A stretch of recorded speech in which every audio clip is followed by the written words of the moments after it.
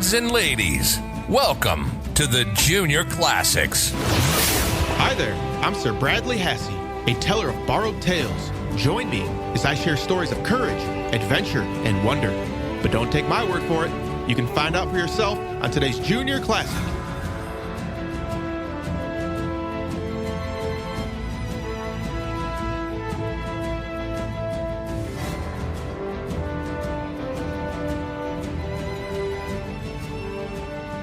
Greetings, Junior Scholars. I am Sir Bradley Hassey, guardian of the written word and your guide through the Junior Classics. I am so glad you are joining us. I missed bringing a story to you the last 2 weeks. Lady Melanie and I were on a much-needed holiday.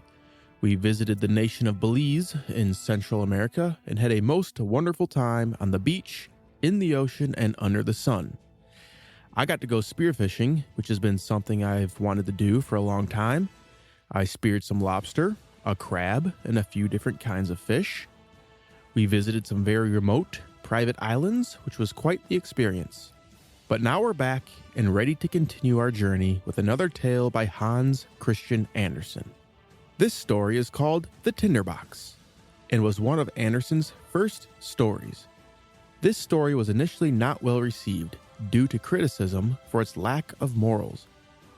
Andersen based the story on a Scandinavian folktale called The Spirit and the Candle and was also inspired by the Arabian Nights and Aladdin and his wonderful lamp.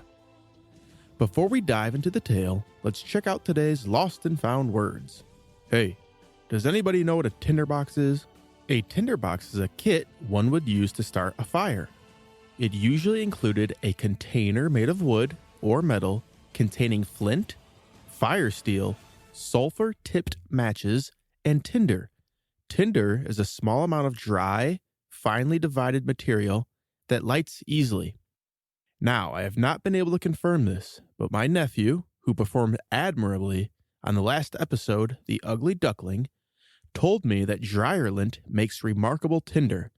So, somebody try that out and let me know how it works.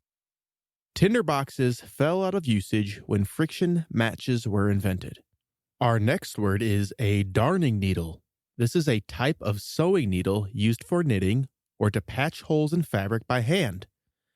Next we have garret. A garret is an attic, usually a small and wretched one. And finally, the word avail. Avail means to be of use or value. Now, on to the show.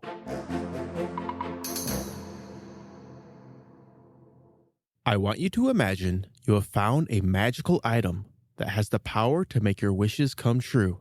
Perhaps it is a lamp, a very traditional choice, or a candle, a truck, maybe a unicorn. It doesn't really matter. What is important is that the item can make whatever you wish become real. The obvious next question is, what would you ask for?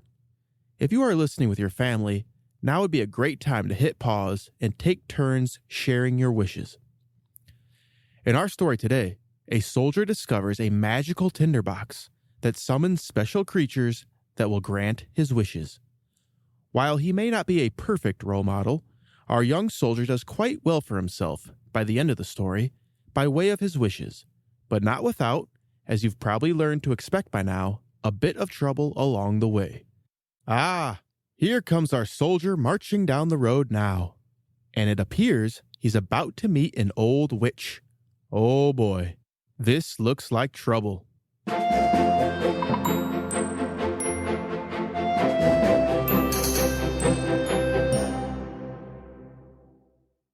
The Tinder Box by Hans Christian Andersen. There came a soldier marching along the high road. 1, 2, 1, 2. He had his knapsack on his back and a saber by his side, for he had been in the wars, and now he wanted to go home.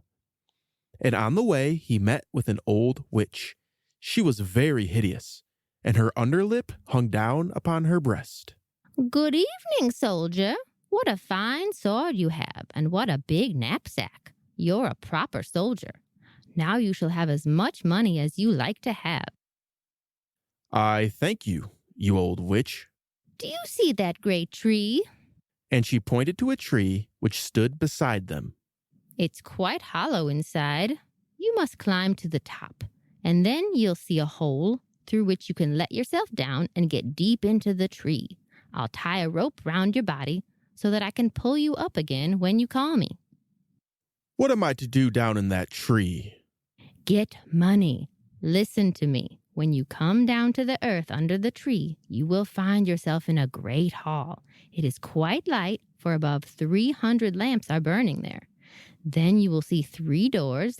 These you can open, for the keys are hanging there. If you go into the first chamber, you'll see a great chest in the middle of the floor. On this chest sits a dog, and he's got a pair of eyes as big as 2 teacups. But you need not care for that. I'll give you my blue checked apron, and you can spread it out upon the floor. Then go up quickly and take the dog and set him on my apron. Then open the chest and take as many shillings as you like. They are of copper. If you prefer silver, you must go into the second chamber. But there sits a dog with a pair of eyes as big as mill wheels. But do not you care for that. Set him upon my apron and take some of the money. And if you want gold, you can have that too. In fact, as much as you can carry if you go into the third chamber. But the dog that sits on the money chest there has 2 eyes as big as round towers. He is a fierce dog, you may be sure, but you needn't be afraid for all that. Only set him upon my apron and he won't hurt you, and take out of the chest as much gold as you like. That's not so bad. But what am I to give you, you old witch? For you will not do it for nothing, I fancy. No, not a single shilling will I have. You shall only bring me an old tinder box, which my grandmother forgot when she was down there last. Then tie the rope round my body. Here it is, and here's my blue checked apron. Then the soldier climbed up into the tree, let himself slip down into the hole, and stood, as the witch had said, in the great hall, where 300 lamps were burning. Now he opened the first door. Ugh! There sat the dog, with eyes as big as teacups, staring at him. "You're a nice fellow," exclaimed the soldier, and he set him on the witch's apron, and took as many shillings as his pockets would hold, and then locked the chest, set the dog on it again, and went into the second chamber. Aha! There sat the dog with eyes as big as mill wheels. "You should not stare so hard at me. You might strain your eyes." And he set the dog upon the witch's apron. And when he saw the silver money in the chest, he threw away all the copper money he had and filled his pockets and his knapsack with silver only. Then he went into the third chamber.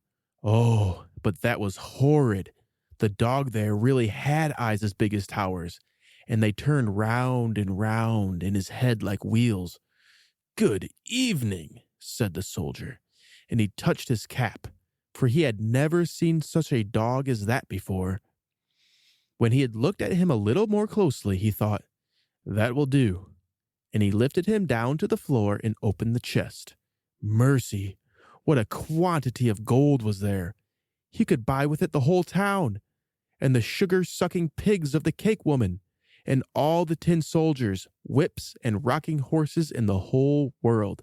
Yes, that was a quantity of money.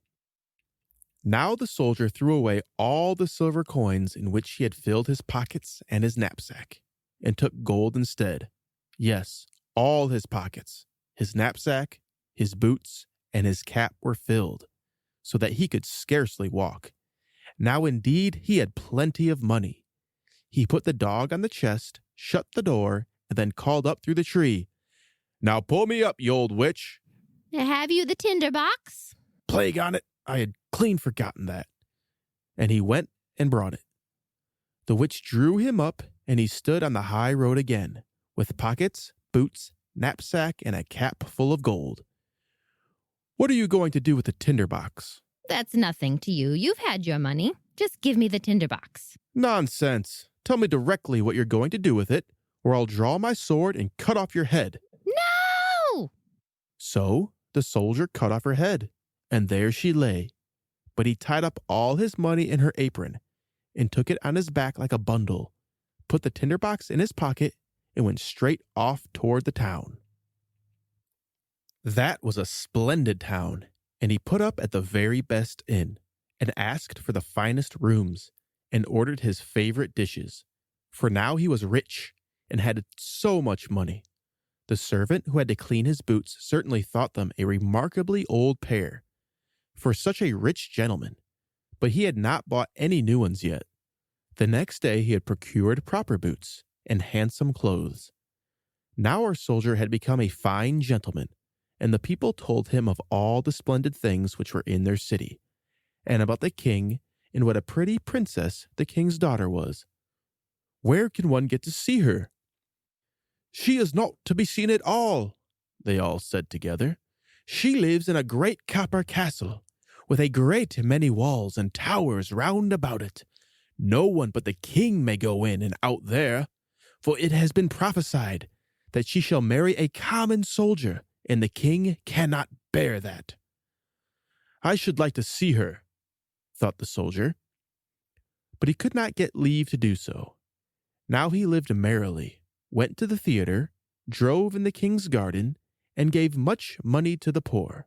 And this was very kind of him, for he knew from old times how hard it is when one has not a shilling.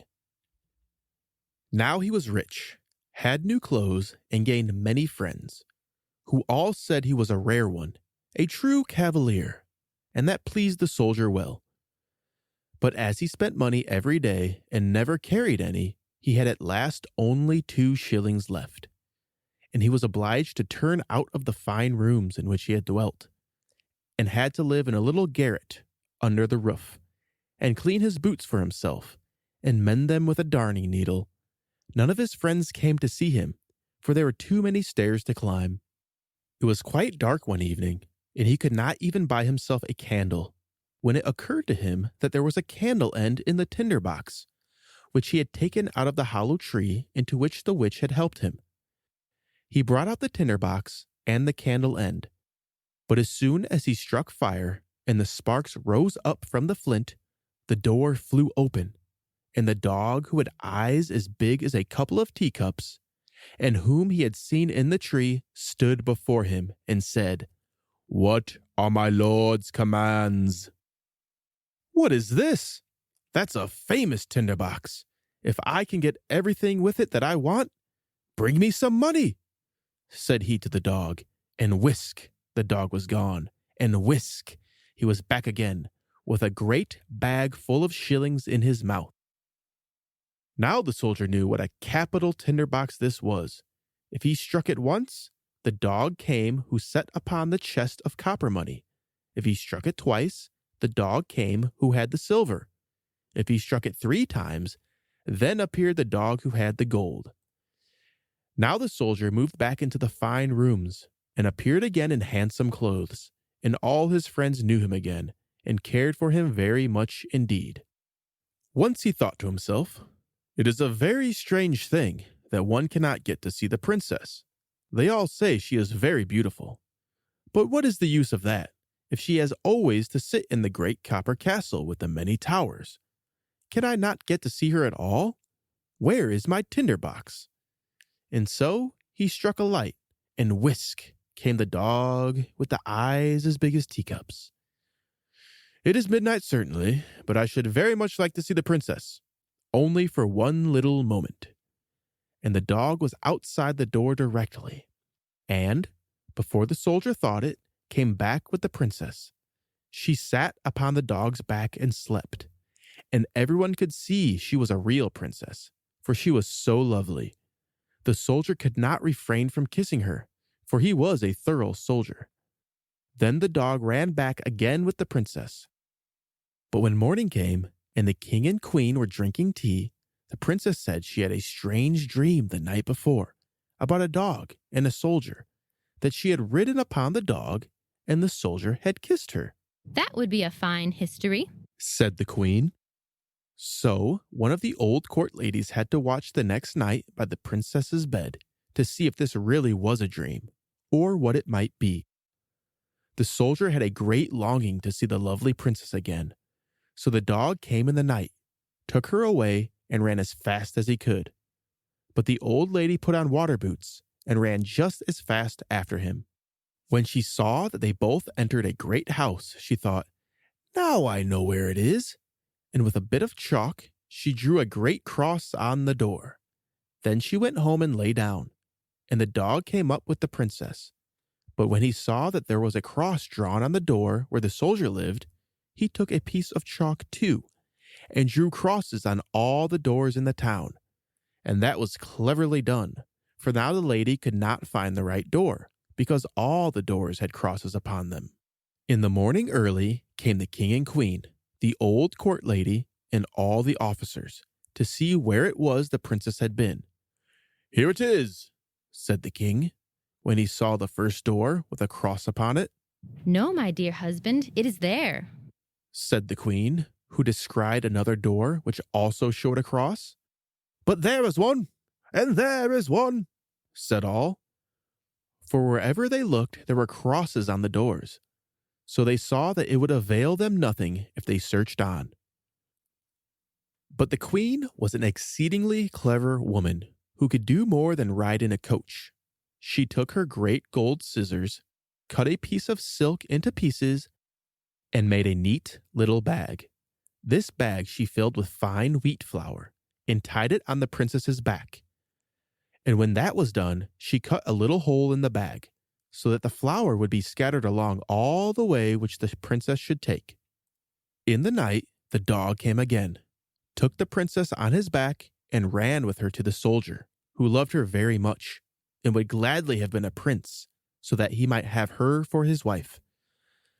The dog did not notice at all how the flour ran out in a stream from the castle to the windows of the soldier's house, where he ran up the wall with the princess. In the morning, the king and queen saw well enough where their daughter had been, and they took the soldier and put him in prison. There he sat. Oh, but it was dark and disagreeable there. And they said to him, "Tomorrow you shall be hanged." That was not amusing to hear, and he had left his tinder box at the inn.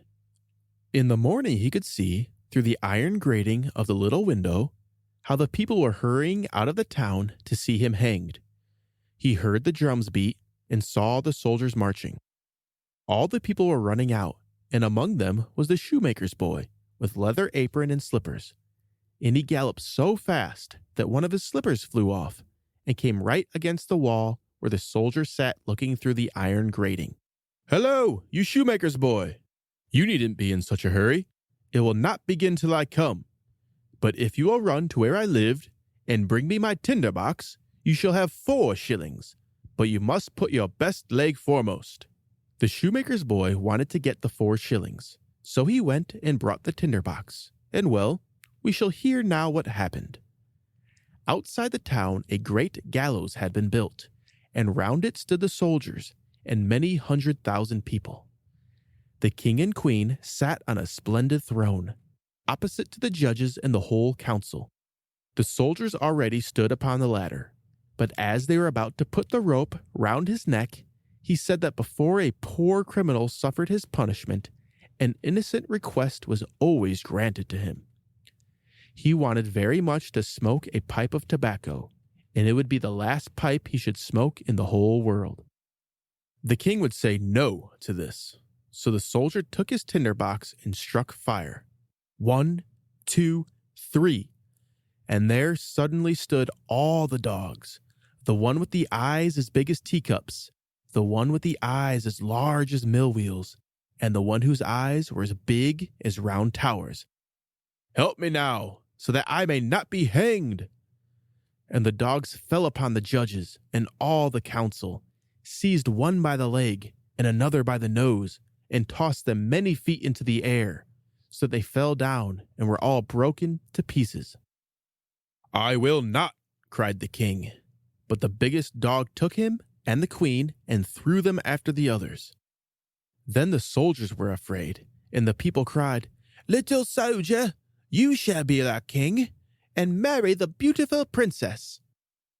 So they put the soldier into the king's coach, and all the 3 dogs darted on in front and cried, "Hurrah!" And the boys whistled through their fingers, and the soldiers presented arms.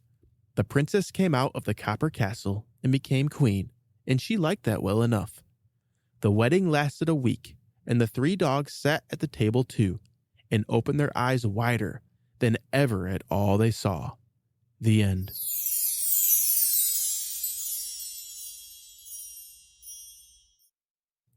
In today's introduction, I explained this tale was not received well at first because of its supposed lack of morals. Some stories are just fun, and that is just fine. But I think we can pick out a few pearls of wisdom in here. First, remember the thumbling story? We learned that it sure pays to be quick-minded, especially when you apply wisdom. The soldier demonstrated that when the shoemaker's boy happened to approach his jail cell. He convinced him to fetch the Tinder Box. He then was able to narrowly escape being hanged, became king, and married the beautiful princess. Secondly, from the old witch's perspective, don't anger soldiers with swords. They might chop your head off. Thank you for listening today, Junior Scholars. I am Sir Bradley Hassey. As always, be brave, be loyal, and speak the truth. Now, for you parents out there, I want you to understand why we are doing this, what we are trying to achieve, and how you can help us. This is a rescue operation to preserve the classics and the wisdom within before it is lost forever. Our goal is to inspire children with a love of good reading by safeguarding and breathing new life into the greatest stories in history, and empower you, the parents, with a resource you can trust to enrich your child's mind and spirit. We don't want these stories and the wisdom within to be forgotten, so our children don't have to learn these lessons on their own. The most important thing you can do for us is to spread the message and tell others about these stories and what we are doing. If you want to donate, we would love that as well. My promise is that 100% of donations will go to building the impact and quality of the Junior Classics. If you have feedback and thoughts on how we can do things better, please send an email to thejuniorclassics@gmail.com. Thank you for listening.